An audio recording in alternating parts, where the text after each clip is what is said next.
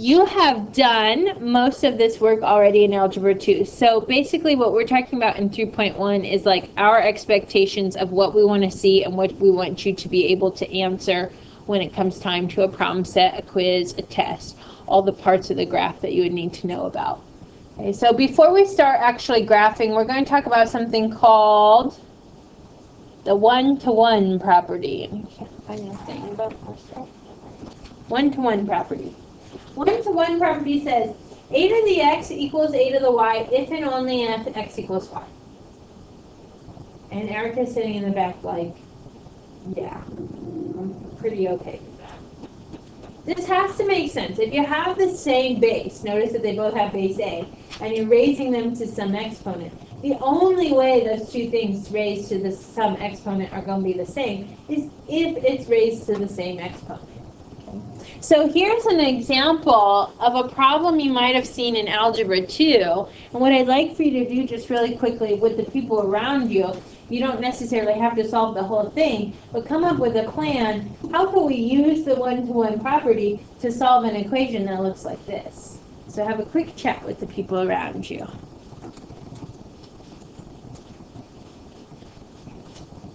Wouldn't this make no sense because wait, A is supposed to be the same? Yeah, so A should be the same.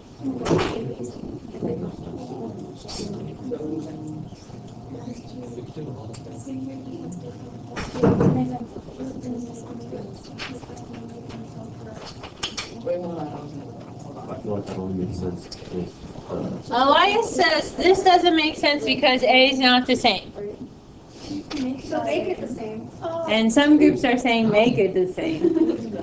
So, Madison, what do you mean when you say make it the same? So since you can take 8 and 8 is also equal to 2 to the third. So then you have the same base. Yes. so that's good. Yes. So this is a really important tool, and we use it in more than just exponential one-to-one property things. But mathematicians do this all the time. Like, can I rewrite it so that it looks different, but it's really the same thing? It's really the same thing we do like when we factor something. It's the same equation, really, but it's just factored. It looks different. And then that allows us maybe to solve for x-intercepts because we could set our factors equal to 0. So there are some things that you can do, and this is a good tool. You can rewrite one, or you could rewrite both.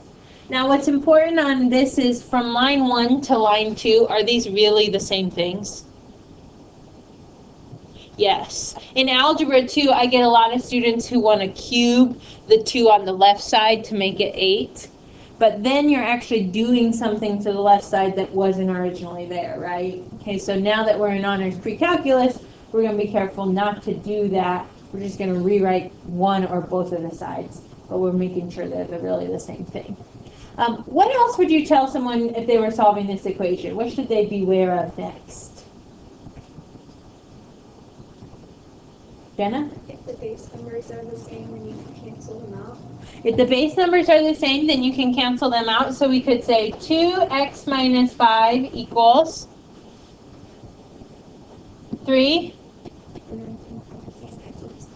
And then in parentheses, x minus 3. So you can drop the base right now, or you can use your properties of exponents and multiply those two. It's like power of a power. You could do 3 times the quantity x minus 3. But I'm glad Jenna said put it in parentheses, because you really do need to distribute the 3 to both of them. So then it's really 2x minus 5 equals 3x minus 9.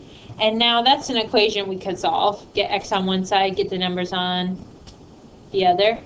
So then it's just going to be x equals 4.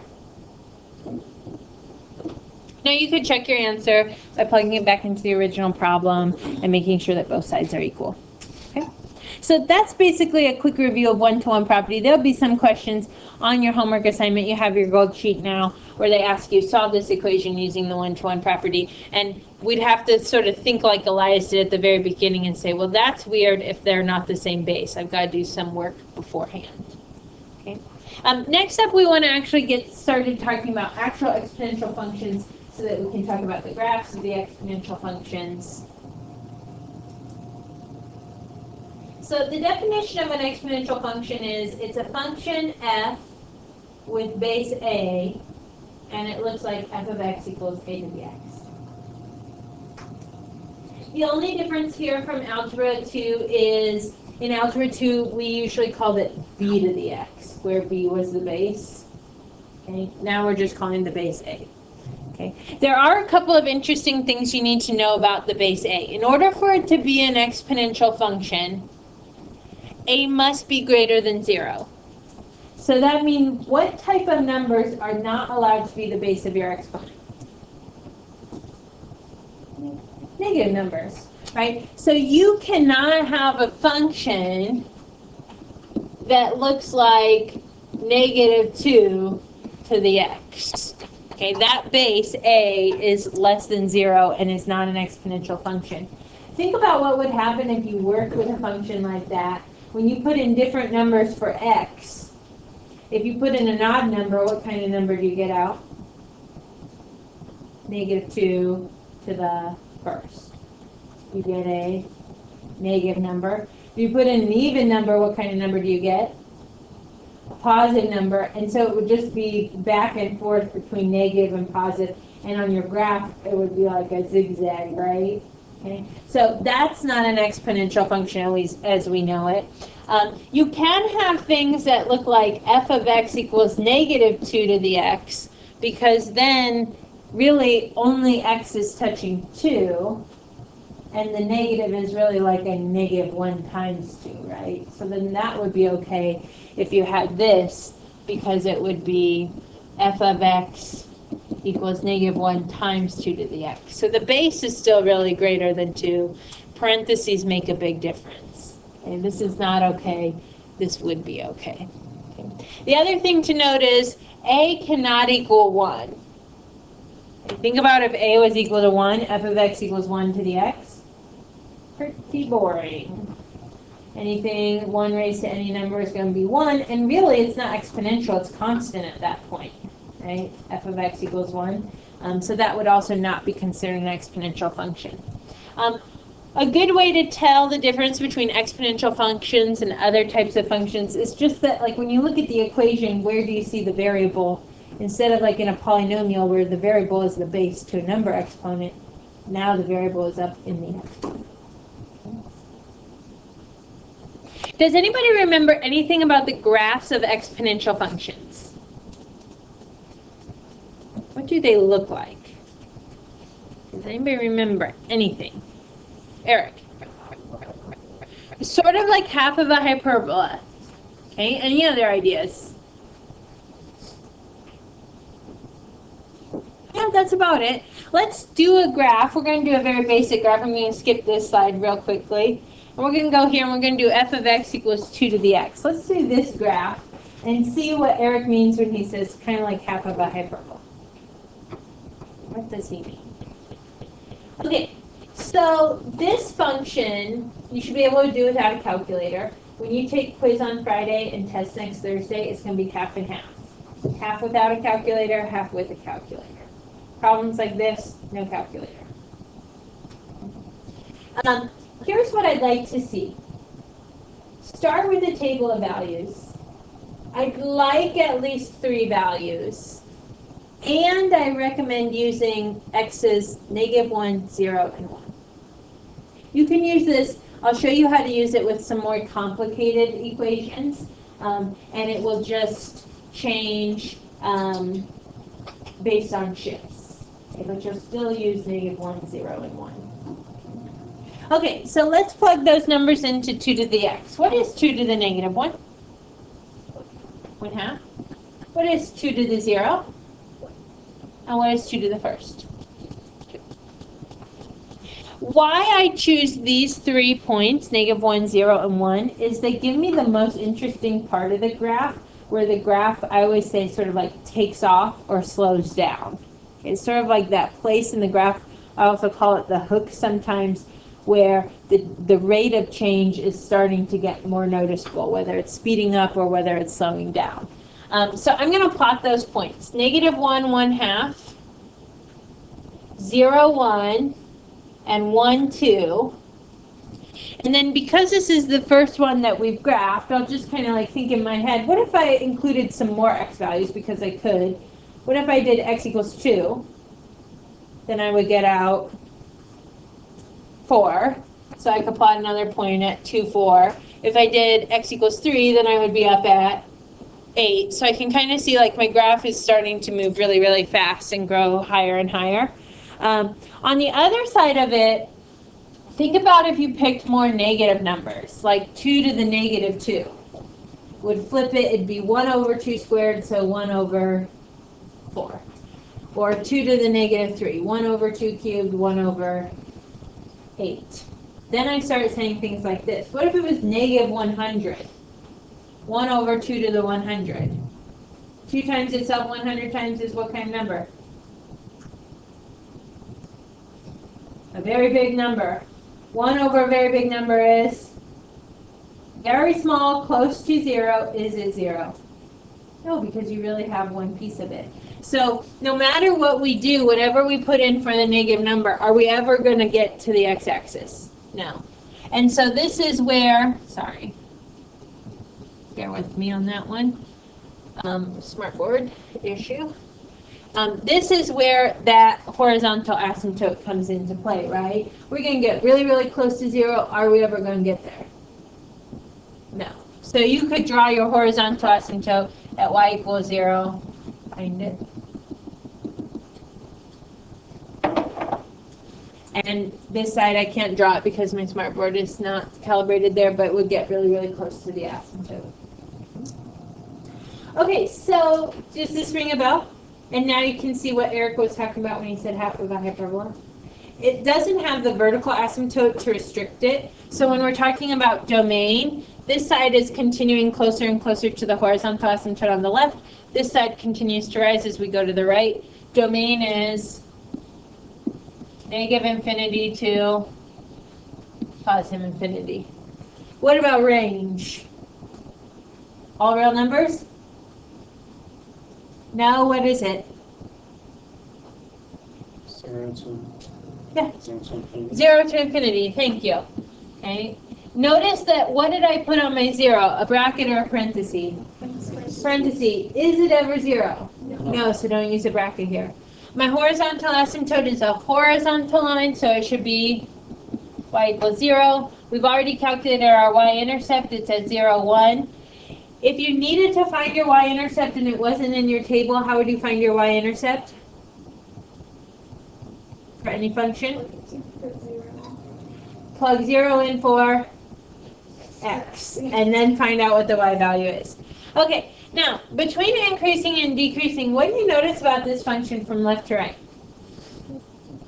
It doesn't decrease. So when we're talking about where it's increasing and where it's decreasing, it is increasing the whole time, from negative infinity to positive infinity, and it's decreasing. You can either write like NA for not applicable, you can write the word none. This is the null set, meaning there is no part of the graph that is actually decreasing.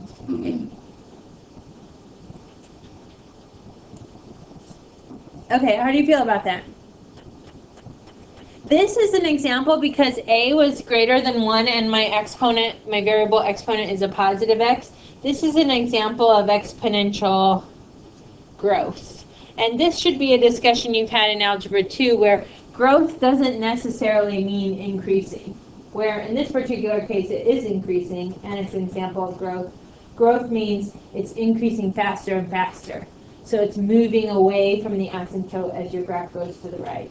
If I were to put a negative 1 in the front of my function, then my graph would flip over my horizontal asymptote, and it would be decreasing function for all real numbers. But as we would go to the right, it would move further and further away from the asymptote. So even though it was decreasing, it would still be an example of growth. And so that sort of plays tricks on our minds a little bit. Let's look at really quickly f of x equals 2 to the negative x. Only thing I'm changing here is the value of the variable exponent. I'm putting a negative in front of it. So think about what that really means you're graphing. Okay. That means you're really working with something like f of x equals 1/2 to the x. Okay. So now instead of my a value being greater than 1, my a is really less than 1, but greater than 0.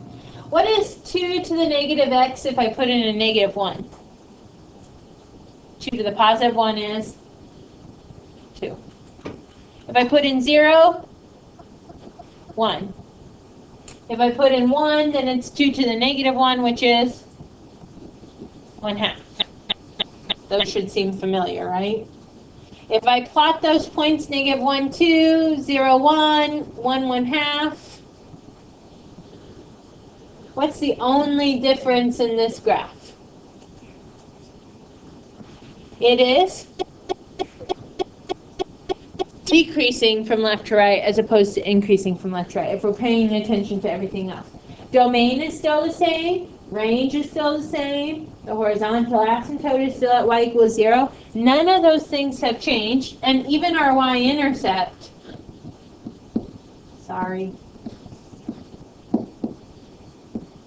even our y-intercept is still at 0, 1. Okay? The only difference here is instead of increasing, we are now decreasing over the length of the graph. Okay. This is an example of exponential decay, because as you go towards positive infinity, as you move to the right on the x-axis, what happens to your graph? It gets closer and closer to the horizontal asymptote. Growth is when it moves away from the asymptote. Decay is when it moves towards the asymptote.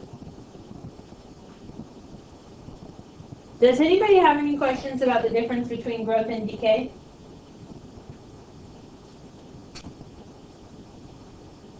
Okay, we're going to do one more example. I want to make sure I get it done where we have shifts.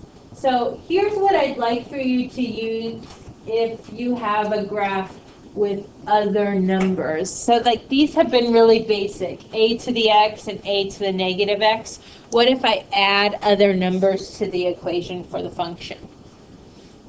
Okay, so what if we're working with f of x equals 2 to the x plus 2 plus 1?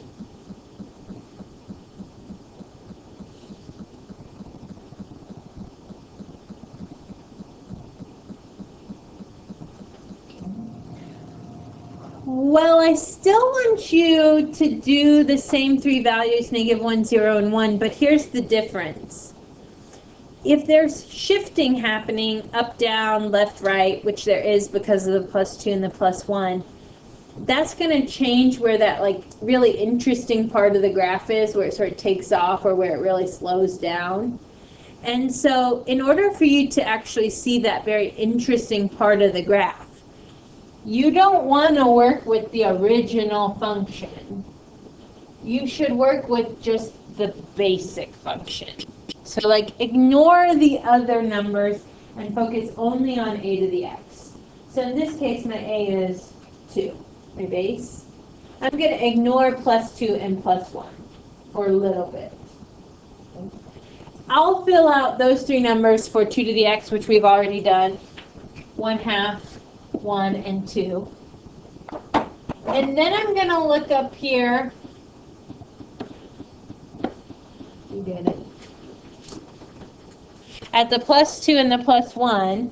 Does anybody remember from last year which is which? Which one's horizontal, which one's vertical? Yeah, and your exponent, since that's where your x is, that's like your h value. So if it says plus 2, where does your graph go? Plus 2. Left 2. And then the number down below is like affecting your y value. So it's your k. And if it says plus 1, it's going up 1. Okay? H always looks like the opposite. Since it looks like plus 2, it's really left 2. So what I would do on my homework, on my quiz, on my problem set, etc., is I would start with these 3 points, and I would maybe mark them just really lightly, and then I'll just take those 3 points and shift them left 2, up 1. So I'm going to go negative 1, 1/2, close, 0, 1, maybe, 1, 2. Okay. And those are just like, I just didn't even make them real points, right? I'm just marking them as locations. I'm going to take each of those points individually and move them left 2, up 1. Okay, that's where my new graph is going to be. So I'm going to take negative 1, 1/2, go left 2 and up 1. 0, 1, left 2 and up 1. 1, 2, left 2 and up 1. You have to forgive me. What else moves left 2 and up 1 besides your points? The horizontal. Your horizontal asymptote. Now, will you notice sliding a horizontal asymptote left and right? No, because it's a horizontal line. Will you notice sliding a horizontal asymptote up and down? Yes. So we'll notice that our horizontal asymptote is now at y equals 1. And when I draw the rest of my graph, I might figure my y-intercept by plugging 0 in for x. So 0 plus 2 is 2, 2 squared is 4, plus 1 is 5, so I get 0, 5. Okay, and I can also plot that nicely, or try to. Some days I just want to throw the marker, okay? Today is that day. It's got to be low, but not too low, Miss Cronky. You can do this. Yes. I beat the smartboard. Okay, so that's my graph.